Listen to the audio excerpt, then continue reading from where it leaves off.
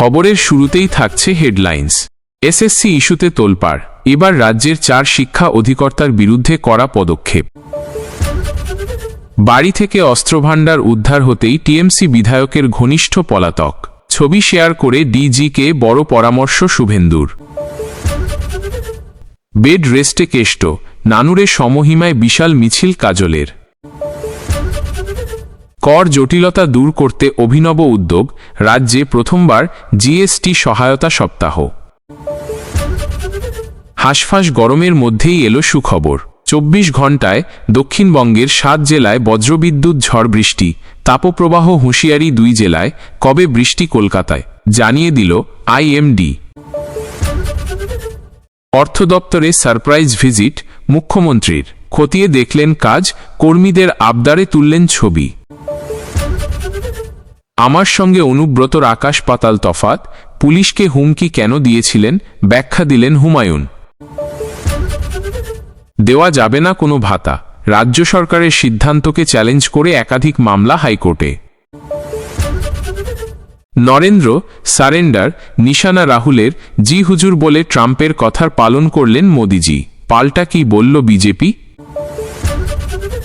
মাদক পাচারকারীকে গ্রেফতার করতে গিয়ে বাধার মুখে পুলিশ, গাড়ি ভাঙচুর। পুলিশ কমিশনার পদ থেকে সরে যাওয়া বিনীত পেলেন বড় দায়িত্ব, আর কোন আইপিএস কি পেলেন? 2022 সালের প্রাথমিকের নিয়োগে ফের মামলা কলকাতা হাইকোর্টে।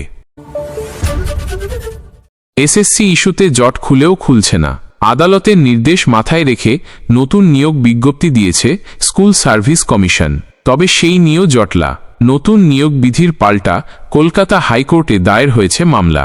এরই মধ্যে এবার চাকরিহারা শিক্ষাকর্মীদের ভাতা দেওয়ার সিদ্ধান্তকে চ্যালেঞ্জ করেও মামলা উচ্চ আদালতে। এসএসসি কাণ্ডে চাকরিহারা সকল শিক্ষাকর্মীদের মাসে মাসে আর্থিক সাহায্যের কথা ঘোষণা করেছেন মুখ্যমন্ত্রী মমতা বন্দ্যোপাধ্যায়। সেই নিয়ে বিজ্ঞপ্তিও জারি হয়েছে ইতিমধ্যেই।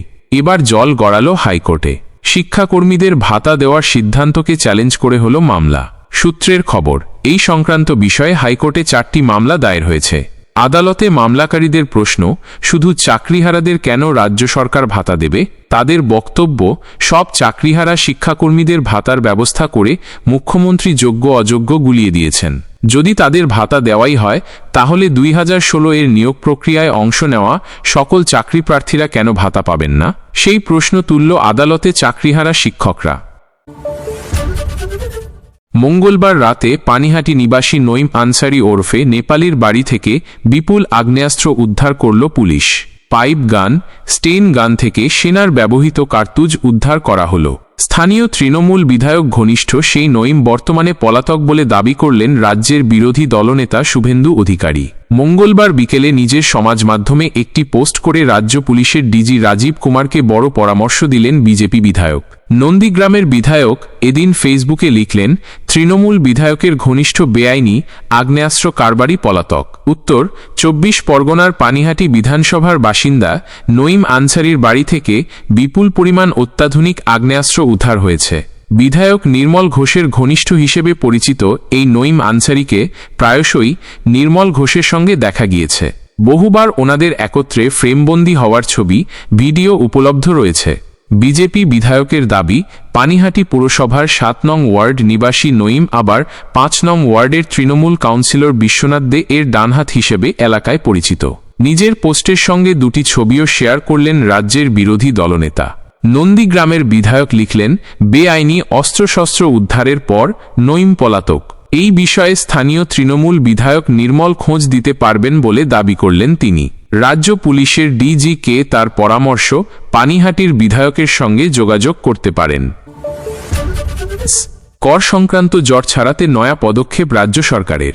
জিএসটি নিয়ে করদাতাদের সমস্যা সমাধানে এবার সরাসরি উদ্যোগ নিল বাণিজ্যিক কর দফতর। রাজ্য জুড়ে প্রথমবারের মতো চালু হচ্ছে জিএসটি সহায়তা সপ্তাহ। আগামী 23 থেকে 26 জুন 4 দিনব্যাপী এই কর্মসূচি চলবে রাজ্যের 64টি টিচার্জ অফিসে। বিষয়টি নিয়ে অর্থ দফতরের এক শীর্ষকর্তা জানালেন, প্রতি ত্রৈমাসিকে একবার করে এই সহায়তা সপ্তাহ পালনের পরিকল্পনা নেওয়া হয়েছে। জিএসটি নিয়ে রাজ্যের করদাতাদের অনেকেরই নানা রকম সমস্যা থাকে। কেউ বুঝতে পারেন না কোনো ফর্ম কবে দিতে হবে, কেউ আবার প্রযুক্তিগত সমস্যায় পড়েন।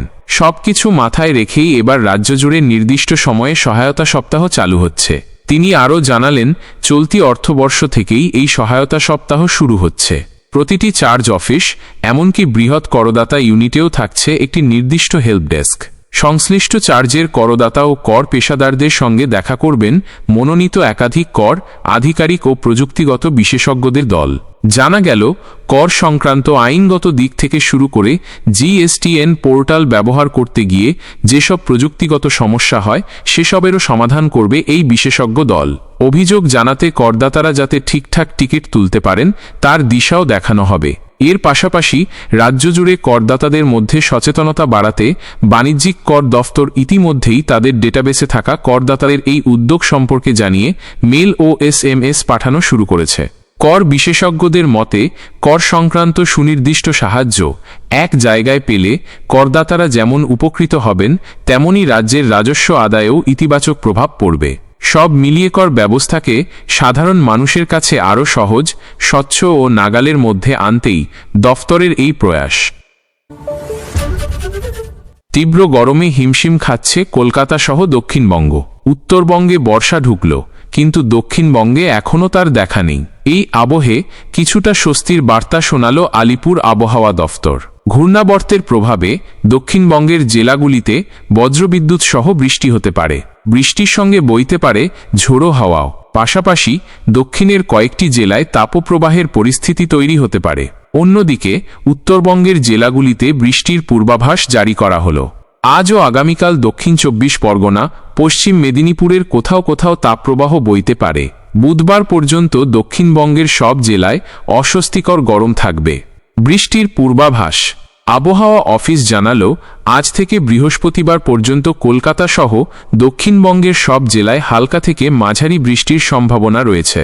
বৃষ্টির সঙ্গে কোনো কোনো জেলায় ঘণ্টায় 40 থেকে 50 কিলোমিটার বেগে দমকা হাওয়া বইতে পারে। আজ থেকে 10ই জুন পর্যন্ত উত্তরবঙ্গের সব জেলায় বৃষ্টি হতে পারে। বৃষ্টির সঙ্গে বইতে পারে দমকা হাওয়া। কোনো কোনো জেলায় হাওয়ার সর্বোচ্চ বেগ হতে পারে ঘণ্টায় 50 থেকে 60 কিলোমিটার। তাপমাত্রার পরিবর্তন। আবহাওয়া দফতর জানালো, গাঙ্গেয় পশ্চিমবঙ্গের জেলাগুলিতে আগামী 2 দিনে তাপমাত্রার কোনো হেরফের হবে না। তারপরে 2 দিনে 2 থেকে 3 ডিগ্রি করে তাপমাত্রা কমতে পারে। এরপরে ফের তাপমাত্রা বাড়বে। উত্তরবঙ্গের জেলাগুলিতেও আগামী 2 দিনে তাপমাত্রার কোনো হেরফের হবে না।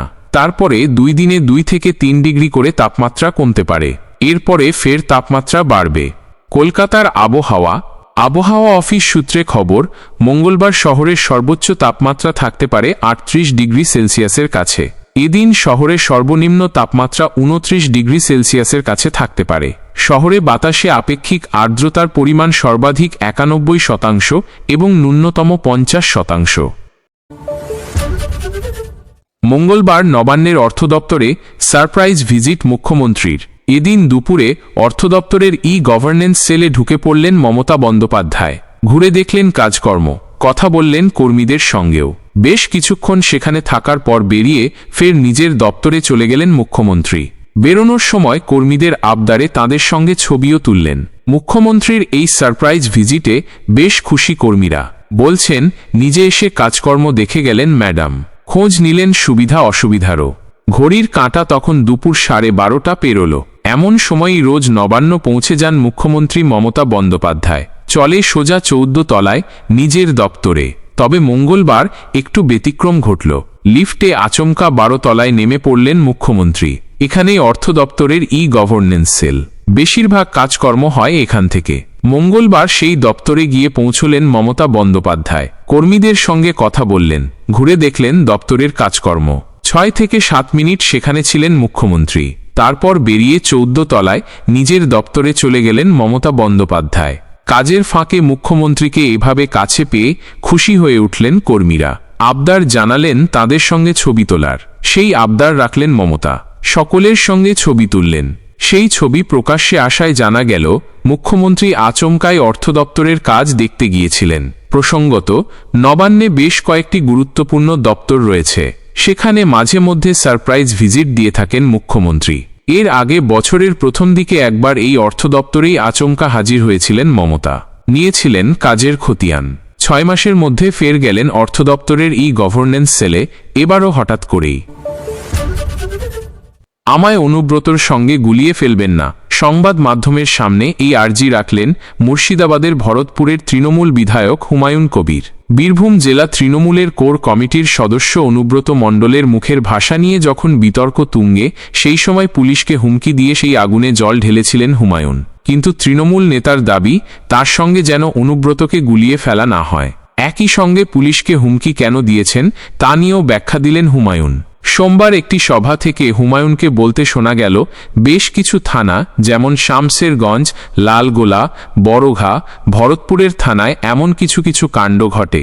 আমি যদি বিরোধী আসনে থাকতাম তাহলে 24 ঘন্টা লাগত না আমার এগুলোকে শায়েস্তা করতে।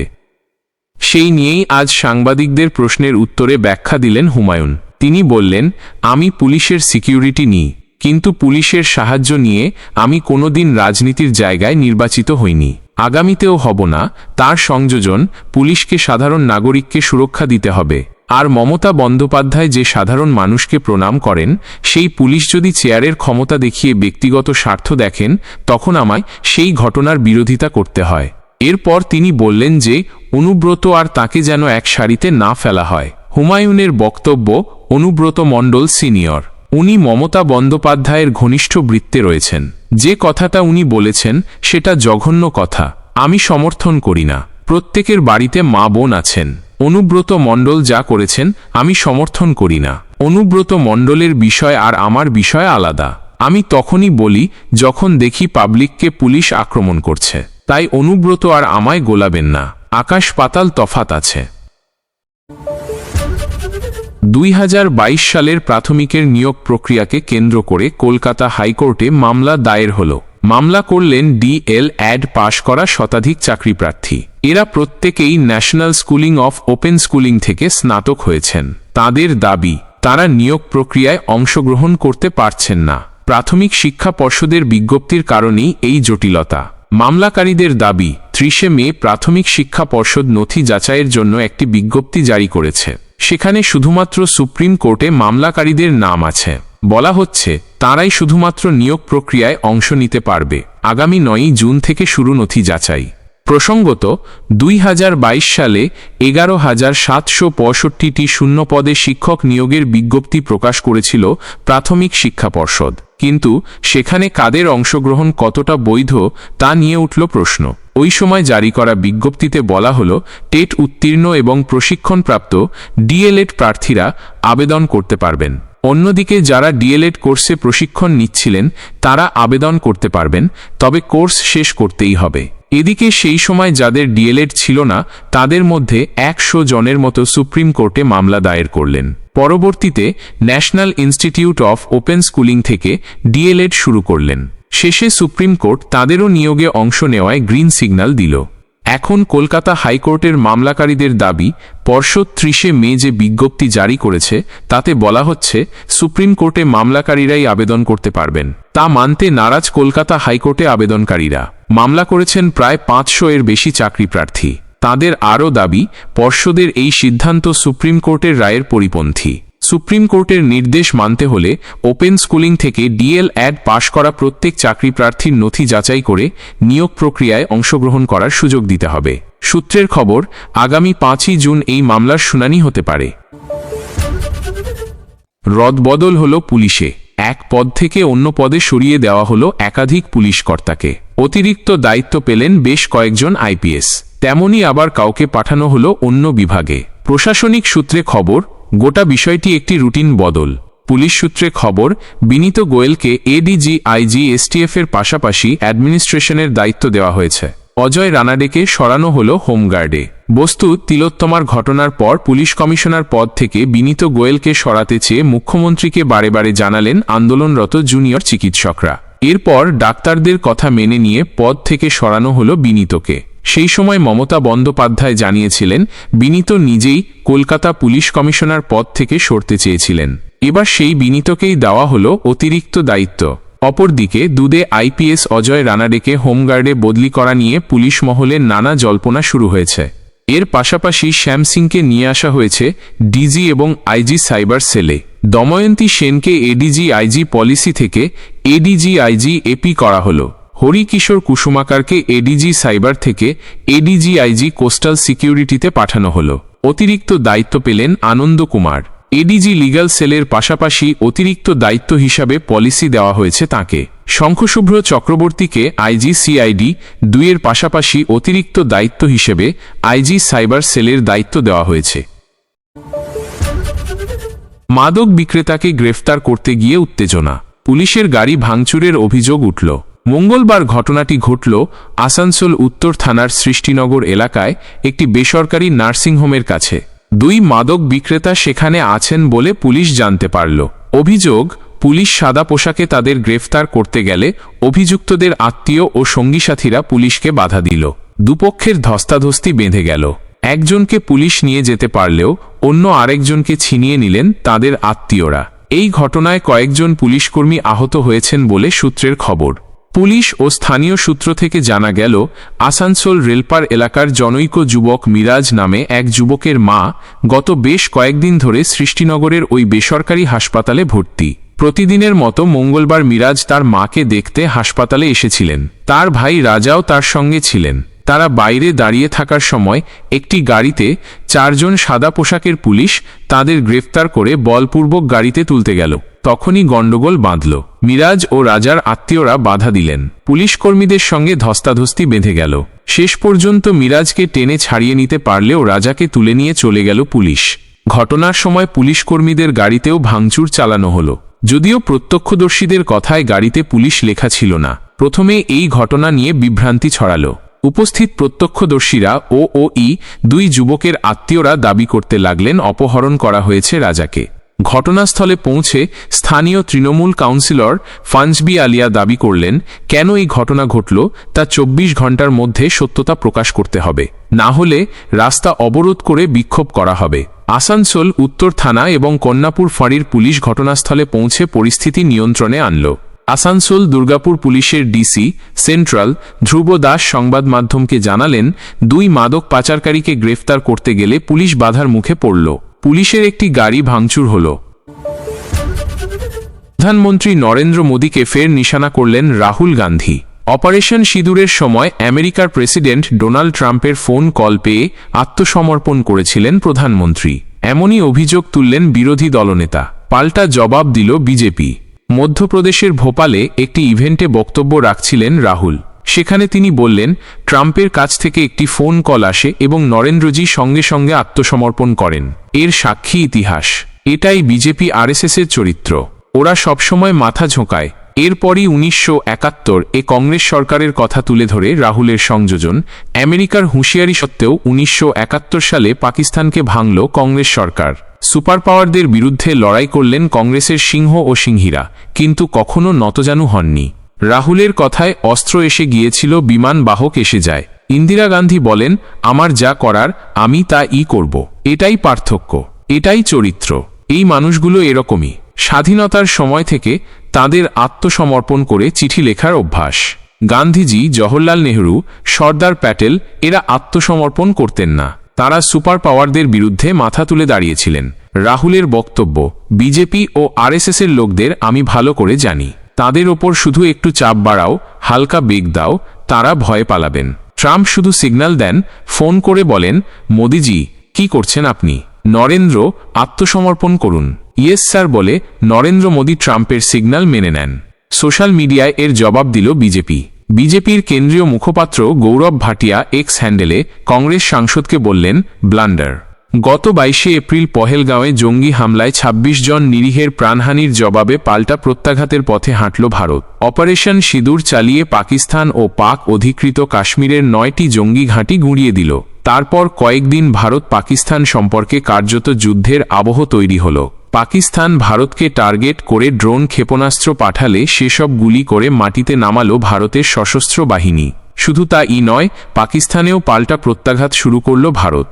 আতঙ্কে নড়েচড়ে বসল পাকিস্তান এবং শেষমেশ DGMO পর্যায়ে আলোচনার মাধ্যমে উভয় দেশের সংঘর্ষ বিরতি হল। এদিকে এ নিয়ে ভারত পাকিস্তান উভয় দেশ সরকারিভাবে সংঘর্ষ বিরতির কথা ঘোষণা করার আগেই আমেরিকার প্রেসিডেন্ট ডোনাল্ড ট্রাম্প ট্রুথ সোশ্যালে দাবি করলেন তার প্রশাসন এই সংঘর্ষ বিরতি চুক্তিতে গুরুত্বপূর্ণ ভূমিকা পালন করেছে। যদিও ভারত বারবার জানিয়ে আসছে উভয় দেশের DGMO পর্যায়ে আলোচনার জেরে এই সংঘর্ষ বিরতি।